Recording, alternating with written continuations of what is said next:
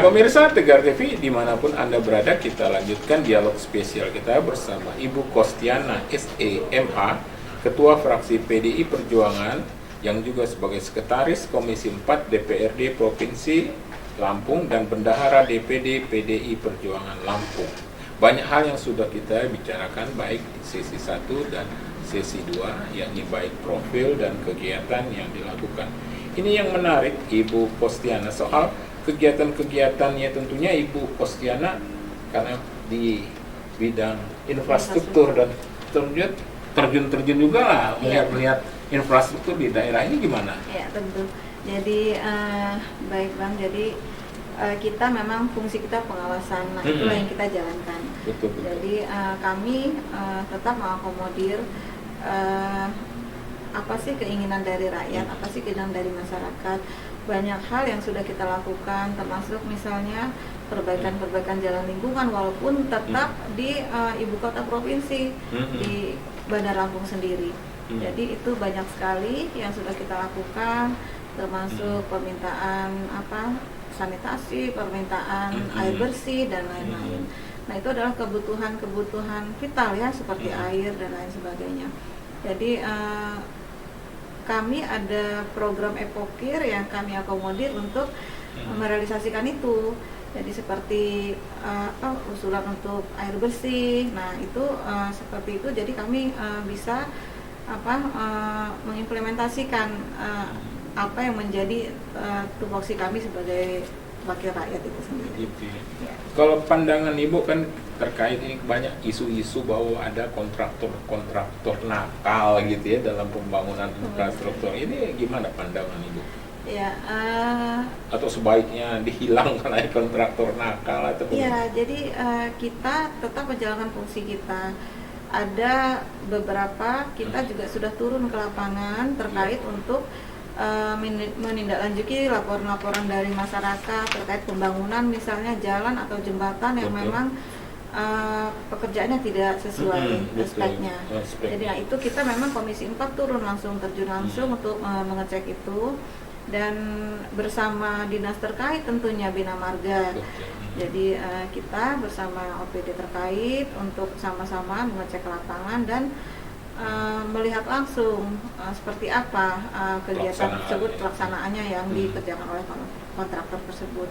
Namun tentu kita setelah itu ya harus duduk bersama, bagaimana cara kita untuk menyelesaikan ke depan, apakah harus anggarannya kita tambah, apakah harus hanya diperbaiki saja gitu, seperti itu. Jadi tetap harus ada solusi untuk itu.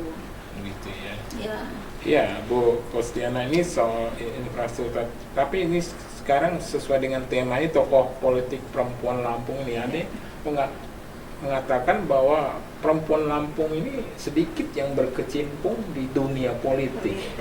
Ya kan, bahkan ada pandangan kalau dunia politik ini adalah dunianya laki-laki. Ini gimana menurut pandangan Bu Kostiana? Ya, jadi terbatasnya jumlah perempuan yang memiliki kualitas dan sumber daya di politik itu sendiri tentu menjadi hambatan. Yang kedua mungkin support dari keluarga ya. Jadi support dari suami tentunya itu yang paling penting, karena tidak semua tugas perempuan ngurus keluarga juga ya. Karena tidak semua juga pendamping kita di rumah itu setuju atau mendukung gitu. Mendukung kita untuk terjun ke dunia politik. Dan yang mungkin ada satu yang penting juga, tidak kurangnya percaya diri dari perempuan. Jadi tidak percaya diri kalau saya mampu dan saya bisa. Nah harus dari kita dulu, dari pribadi kita yang meyakinkan kalau kita bisa. Nah itu baru kita bisa benar-benar exciting ya di dunia politik itu sendiri. Kalau di fraksi atau di partai Ibu lah, PDI Perjuangan dalam hal ini, keterlibatan perempuan di dunia politik khususnya di PDI Perjuangan Provinsi Lampung itu gimana? Ya, kalau kita secara internal partai kita sudah mencukupi untuk kuota 30% perempuan di dunia politik ya. Jadi kita sudah banyak kader-kader perempuan kita. seperti contoh ya Ketua DPR RI kita sendiri tokoh perempuan. Di Lampung sendiri ada Ibu Winarti Bupati, ada Bu Dewi Tanggamus Bupati, ada yang paling dekat sama kita Wali Kota Bandar Lampung perempuan. Jadi sudah banyak. Artinya nggak ada kekurangan ya. Sudah banyak kader-kader kita yang perempuan yang mumpuni kalau untuk PDI Perjuangan sendiri. Iya, ini yang menarik lagi Ibu, kan kita tahu bahwa hari ini adalah Hari Sumpah Pemuda. Ya kan, pada tanggal 28 Oktober 1928. Ini gimana Bu komentarnya terhadap kegiatan atau termasuk juga aktivitas pemuda, khususnya pemuda Lampung? Silakan. Ya, jadi baik. Jadi kita tentu berharap untuk pemuda-pemuda khususnya kita yang di Provinsi Lampung ya, untuk ke depan ya berharap mereka lebih bisa aktif, lebih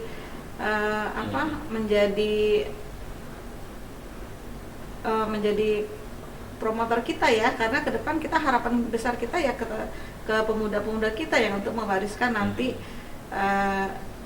generasi yang akan datang. Jadi pemuda kita ini selain hanya terjun di dunia pendidikan, juga dunia politik atau bagaimana? Tetap harus lebih bersemangat lagi tentunya. Gitu ya. Ya apalagi sekarang ini kan modernisasi, banyak juga kesibukan anak-anak muda termasuk ya hoax atau digitalisasi, modernisasi teknologi, ini gimana Bu? Untuk anak-anak muda kita rasanya kami juga setiap bulan itu Bang ada kegiatan yang sosialisasi tentang ideologi Pancasila dan wawasan kebangsaan. Itu memang betul. Tujuan kita ke anak-anak muda yang masih di dunia pendidikan ataupun yang juga masih mahasiswa ya. Jadi agar mereka juga tidak melupakan tujuan negara kita, NKRI, Pancasila dan lain-lain. Jadi dengan modernisasi, dengan digitalisasi itu pemuda-pemuda kita tetap mengutamakan tujuan negara kita sebenarnya apa gitu. Jati diri bangsa jangan lupa ya. Jangan akibat teknologi jadi melupakan jati diri bangsa ya. Iya Ibu Kostiana, ini juga yang menarik ini kan seperti yang tadi itu selain Sumpah Pemuda banyak kegiatan-kegiatan yang pemuda-pemuda ini lakukan juga. Itu yang perlu juga pembinaan atau kejahatan, kriminalisasi dan sebagainya di anak muda sekarang itu yang perlu dibina atau ini gimana Bu? Ya dari kita sendiri tentu untuk pembinaan terutama yang misalnya yang setelah prakuliah belum bekerja, nah itu yang tentu harus kita banyak pembinaan karena jangan sampai mereka terlepas dari itu semua menjadi masuk ke pergaulan yang tidak baik tentunya. Betul, ya misalnya terlibat narkoba, pergaulan bebas dan sebagainya. Nah diarahkan untuk bagaimana kita aktif misalnya di kelompok kepemudaan di lingkungan sendiri, organisasi pemuda yang misalnya di risma masjid seperti itu, dan mereka dengan keaktifan mereka di situ tentu banyak pengalaman, banyak yang bisa mereka arahkan untuk lebih di kegiatan yang positif tentunya. Termasuk di dunia politik tentunya. Iya, termasuk di dunia politik. Ya, artinya bahwa pemuda, khususnya pemuda Lampung lah dalam hal itu ya.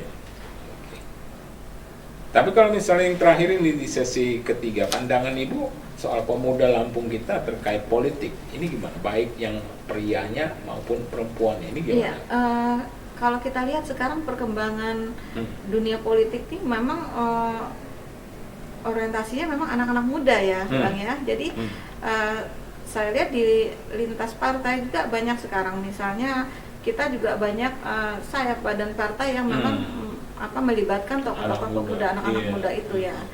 Jadi mereka di dalam kegiatan, apalagi momen-momen tertentu seperti Hari Sumpah Pemuda seperti ini. Ya, tentu yang dilibatkan ya anak-anak muda umumnya. Artinya pemuda Lampung ini nggak ketinggalan soal politik dan modernisasi teknologi ya. Ya Bu Kostiana, SEMH, Ini kita akan lanjutkan pada sesi berikutnya ya Pak.